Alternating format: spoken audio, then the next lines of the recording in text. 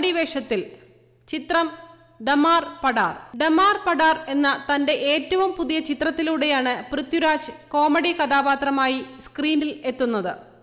മലയാളത്തിന്റെ stylish ഹങ്കായ Prithviraj comedy കഥാപാത്രത്തെ സ്വീകരിക്കുന്നത് പ്രേക്ഷകരിൽ ആകാംക്ഷ ഉണ്ടാക്കുന്നുണ്ട്. അവസാനം പുറത്തുവന്ന പൃഥ്വിരാജ് ചിത്രമായ സെവൻത് ഡേയിലൂടെ ഗംഭീര വിജയം ഈ നടന് വേറിട്ട വഴികളിലൂടെ നടക്കാൻ പ്രചോദനമാകുന്നുണ്ട്.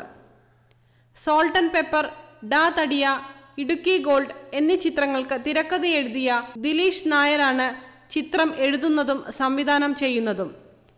ദിലീഷ് നായരുടെ ആദ്യ സംരംഭമായ ഈ ചിത്രത്തിന് ഡമാർ പടാർ ഒരു താടിക്കഥ എന്ന രസകരമായ ടൈറ്റിലാണ് നൽകിയിരിക്കുന്നത്. സുകുമാരക്കുറുപ്പിനെ അന്വേഷിച്ചുള്ള രസകരമായ യാത്രയിലൂടെയാണ് ചിത്രം പുരോഗമിക്കുന്നതെന്നാണ് അണിയറയിൽ നിന്ന് അറിയാൻ കഴിയുന്നത്. രജപുത്ര വിഷ്വൽ മീഡിയയ്ക്ക് വേണ്ടി ചിത്രം നിർമ്മിക്കുന്നത് പ്രമുഖ നിർമ്മാതാവായ രഞ്ജിത്ത് ആണ്.